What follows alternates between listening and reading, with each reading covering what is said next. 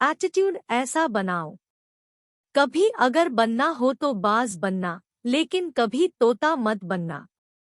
तोता बोलता तो बहुत है लेकिन ज्यादा ऊंचाई तक उड़ नहीं सकता। बाज बोलता बहुत कम है लेकिन सबसे ऊंचाई पर उड़ता है, और बाकी पक्षियों का राजा होता है एक बाज। आज मैं आपको 5 ऐसे पॉइंट्स बताऊंगा जो कि हर एक इंसान को बाज से सीखना चाहिए और लाइफ की बहुत बड़ी लर्निंग है इन 5 पॉइंट्स में। 1, बाज की तरह अकेला चलना सीखो। बाज अकेला उड़ता है और बाकी पक्षियों के मुकाबले सबसे ऊंचाई पर उड़ता है। बाज अकेला उड़ेगा लेकिन कभी भी चिड़िया और छोटे पक्षियों के साथ नहीं उड़ेगा। बाज हमेशा या तो बाज के साथ उड़ता है या फिर अकेला उड़ता है। इससे हमें ये सीख मिलती है कि छोटी सोच वालों से हमेशा दूर रहे और अकेले रहो, क्योंकि यही वो समय है जब खुद को जानने का असली मौका मिलता है। 2, बाज की तरह अपनी लक्ष्य पर ध्यान दो। बाज का विजन बहुत ज्यादा क्लियर होता है और बहुत ज्यादा स्ट्रांग होता है।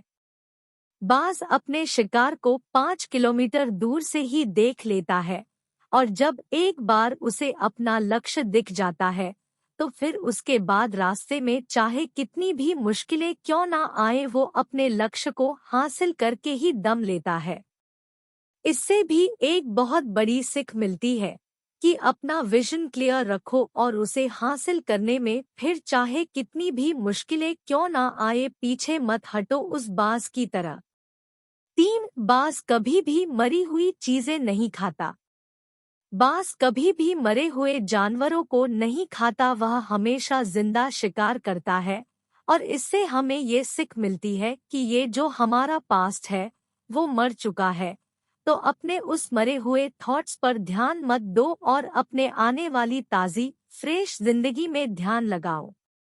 अपने पास्ट की पुरानी यादें जो तुम्हें तंग करती है उन्हें वहीं रहने दो जहां उसकी जगह है, और तुम्हारे पास्ट की जगह है अपने में वर्तमान में जगह मत दो, क्योंकि अगर एक बार तुम्हारा पास्ट तुम्हारे प्रेजेंट में आ गया तो तुम्हारा पास्ट तुम्हें कभी तुम्हारे प्रेजेंट में नहीं रहने देगा। पास्ट में तुम्हारे साथ कितना भी बुरा क्यों ना हुआ हो वो सब यादें और थॉट्स मर चुके हैं, और उस बाज की तरह बनो जो कभी भी मरी हुई चीजों को नहीं खाता। 4, मुश्किल समय में डरो नहीं। जब आंधी तूफान आती है जो बाज बहुत ज्यादा एक्साइटेड हो जाता है। जब बारिश होती है जो सारे पक्षी छिप कर बैठ जाते हैं, लेकिन बाज को बहुत मजा आता है। जब तेज हवाएं चलती है तो बाज उन हवाओं के सहारे और तेजी से ऊपर की ओर उड़ता है, और ऊपर उड़ते उड़ते इतना ऊपर उड़ जाता है कि बादलों से भी ऊपर पहुंच जाता है। और इससे भी एक बहुत बड़ी सीख मिलती है कि मुसीबत में भी मजा ढूंढो, और नेपोलियन हिल ने एक बार कहा था कि हर बड़ी चुनौती अपने साथ में एक बहुत बड़ा अवसर लेकर आती है। तो उस बाज की तरह तुम भी अपने अवसर को पहचानो, और जिस दिन उन अवसरों को पहचान लिया फिर सारी मुश्किलों तुम्हारे नीचे होंगी और तुम उन मुश्किलों के ऊपर होंगे। 5, कंफर्ट जोन से बाहर निकले। बाज अपने घोंसलों से सॉफ्ट घास को हमेशा निकाल देता है ताकि बाज का जो बच्चा होता है वो उसमें कंफर्टेबल ना हो सकते, क्योंकि अगर वो घोंसले में कंफर्टेबल हो गया तो वह वही रहना पसंद करेगा, लेकिन बाज ऐसा कभी होने नहीं देता।